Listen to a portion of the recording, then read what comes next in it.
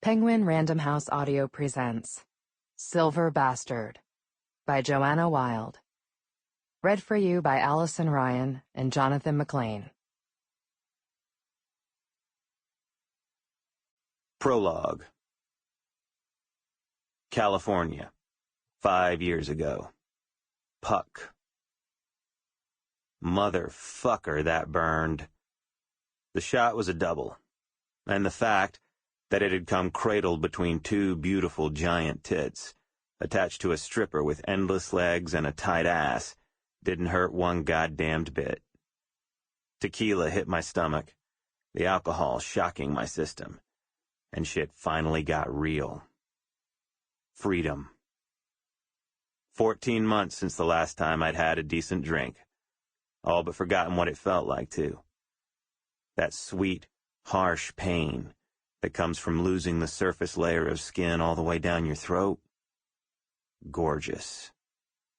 Never felt better in my life, and that's a fact. Helped that the queen of body shots had sucked me off right after we'd pulled up to the party.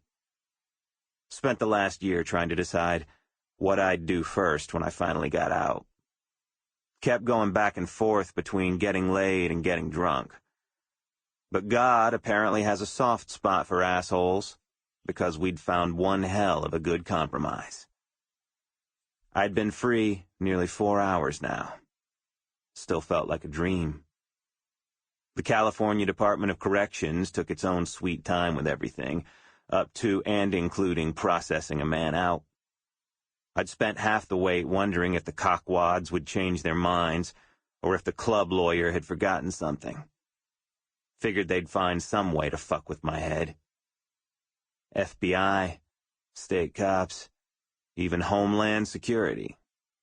They all wanted a piece of my club. The Silver Bastards MC. And not a week went by inside that they didn't try to cut it out of my hide. Guess they figured a prospect made an easy target. Not fucking likely. My old man died for the bastards.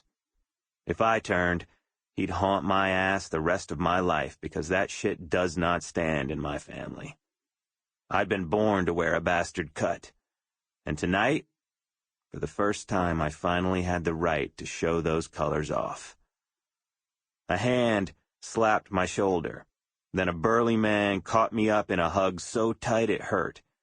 My fucking ribs creaked. "That patch feel right on your back, brother?" asked Booney. He was the president of the Silver Bastards in Calip, Idaho, and I'd heard him call me a hell of a lot of things, but never brother. Felt good, damned good.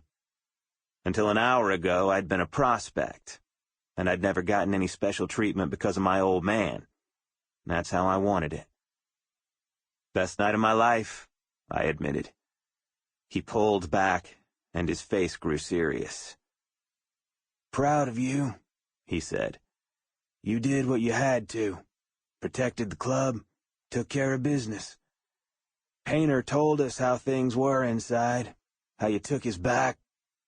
You earned this, earned it with your life and your blood. I know you won't shame this patch, Puck." "I won't," I replied.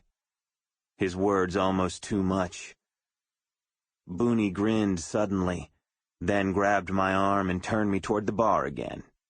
"Drink up," he told me. "Then find yourself some pretty little thing to play with, because tomorrow we're riding home. Your bike's in good shape. Took care of it for you." "Thanks." "Another shot, baby?" the stripper asked. She rolled onto her side, reaching out to catch my neck with her hand, pulling me in for a kiss. That brought me a little too close to her face. She was sweaty, and her mascara had started running. Didn't smell that great either. "More shots," I said, pulling away. I'd appreciated the blowjob, no question, but she wasn't exactly the fantasy I'd been jacking off to the last year. And I'd promised myself I wouldn't settle once I got out.